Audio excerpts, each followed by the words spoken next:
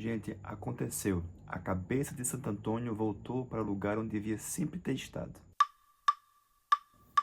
Notícia do portal do G1 do dia 16 de dezembro de 2025. Estátua gigante de Santo Antônio no Ceará recebe cabeça após 39 anos. E o mais engraçado dessa reportagem é que diz que aqui coloca como Santo Acéfalo. Pois é, pessoal, foi isso mesmo que aconteceu. Depois de quase 40 anos, o Santo Antônio, lá na cidade de Caridade, no Ceará, ganhou a cabeça que estava abandonada no meio da cidade. E isso faz com que, então, o mito da história criada pela Circo Racioli, né, faça com que perca um pouquinho da graça. Será que realmente acabou? Olá, pessoal, eu sou o Rodolfo, venho aqui para falar um pouquinho mais sobre livros. E se você não está entendendo do que eu estou falando, eu quero que vocês imaginem uma cidade do interior do Ceará, onde, num morro bem distante, há um corpo gigantesco de Santo Antônio, a imagem no caso, e ali próximo nas redondezas, em meio a casas, a ruas, há uma cabeça gigante desse santo que não foi colocada no santo e ficou ali perdido na cidade. Parece até uma história inventada, né? Um pouco do realismo mágico, mas isso realmente aconteceu e é lá no interior do Ceará. E esse foi o mote principal para a maior história criada na literatura contemporânea atual, que é o livro da Socorro Racioli chamado A Cabeça do Santo. Essa autora que agradou até o Gabriel Garcia Marques e, claro, também nos encantando como sempre. Só que antes de falar sobre a história, é preciso falar um pouquinho sobre a autora, né? Quem é Socorro Racioli e a história que há por trás dessa grande autora. Porque a gente lê a história dela, né, e percebe que tem um pouco de garra e um pouco das próprias convivências que ela teve e das próprias histórias de vida que ela carrega. Socorro Racioli é jornalista, doutora, e já venceu o Prêmio Jabuti com o seu primeiro livro chamado Ela Tem Olhos do Céu. Pelo que dá para entender, a criação das suas histórias há um filtro por trás, né, criado pelas histórias que ela ouve da sua própria família, e aqui em particular da sua avó. Como ela vivia no interior, né, então é muito comum a gente saber que existem aquelas pessoas que contam os causos daquelas histórias, e a Socorro então se criou em volta desses casos de histórias contadas pela sua família, né, dessa avó, e o que foi então um fermento para que ela pudesse criar as suas histórias, né, e ali então a sua própria literatura e o seu próprio jeito de até mesmo narrar essas histórias. E foi então, né, que ela percebeu então que essas pequenas histórias do cotidiano poderiam também se transformar em grandes enredos. Até porque com a sua vontade de conhecer o mundo e de escrever, ela tinha então essa vontade também de querer conhecer o mundo, né, e levar a sua própria história para outros lugares. E foi então com esse combustível, né, que Socorro Racioli participou de um curso de escrita criativa promovido por uma pessoa bem simples, né, apenas foi o Gabriel Garcia Marques. Só que assim, não era tão fácil participar do curso do Gabriel Garcia Marques, mas foi com muita relutância, enviando vários e-mails, insistindo, enviando material, que ela acabou chamando a atenção desse autor, né, e foi então participar do curso lá em Cuba. E, né, quando ela chega nesse curso, que tem que apresentar a ideia do que vai escrever, então ela fala pro Gabriel, olha, eu tenho uma história em que existe um santo, mas que ele perdeu a cabeça. Ao imaginar a cena, então, com o Gabo, né, assim, um pouco chocado com essa história, né, de um santo sem cabeça, que a cabeça é perdida, enfim, e como foi que ele reagiu a tudo isso, né, e lógico que a nossa querida autora vai explicar que realmente essa história aconteceu na própria cidade, né, do estado em que ela mora, e que esse então vai ser o plot para a história que ela vai então mover ali daquele curso e que futuramente vai se transformar no seu maior livro, né, até o momento. A história real, realmente, do santo é bem fascinante, né, porque em 84, esse santo, o prefeito da cidade de Caridade, tem a intenção de construir um monumento, né, para atrair a questão do turismo religioso, como acontece atualmente em alguns locais.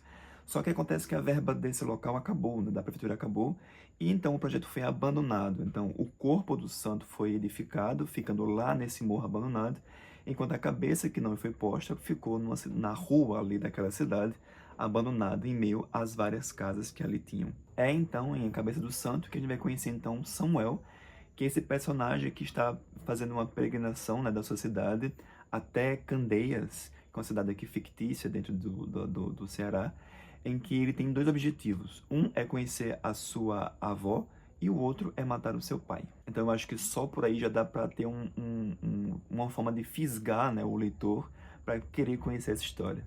Um dos diferenciais desse livro aqui é a forma quase onírica, né, quase poética com que a autora vai narrar essa história. Porque de forma bem peculiar ela vai descrever o sertão, né, com toda a sua aridez e a sua forma um pouco severa, mas também é um sertão que nos abraça, que é acolhedor, que tem aquele sentimento familiar, né, que tem aquele sentimento de pertencimento. Então, pelo enredo da história, né, quando Samuel chega em Candeias e vai então e consegue encontrar a avó, ele é escorraçado por ela, né, e para tentar dormir, para não ficar assim abandonado ao relento, ele vai se embrenhando por um lugar achando que é uma caverna. Então, entra ali dentro e dorme. Só que, né, magicamente, assim, quando ele acorda com a latidos dos cachorros, que ele olha ao redor, né, e vê toda aquela claridade, ele percebe que está dentro da cabeça de um santo enorme. É então, né, aqui que ele está dentro da cabeça oca do Santo Antônio. E claro, como boa discípula do Gabriel Garcia Marques, a Socorro Racioli aqui vai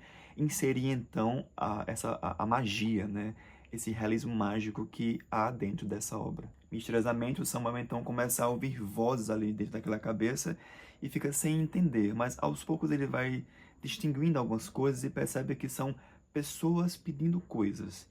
E essas coisas são pedidos para que as coisas melhorem, para que fulano volte, para que fulano se case com fulano. Então ele começa então a ouvir as rezas das pessoas que ali ao redor começam a pedir coisas para aquele santo. E intervindo então, né, para como meio que um ajudante de Santo Antônio, ele vai então começar a fazer coisas naquela cidade, ajudando as pessoas ali de alguma certa forma.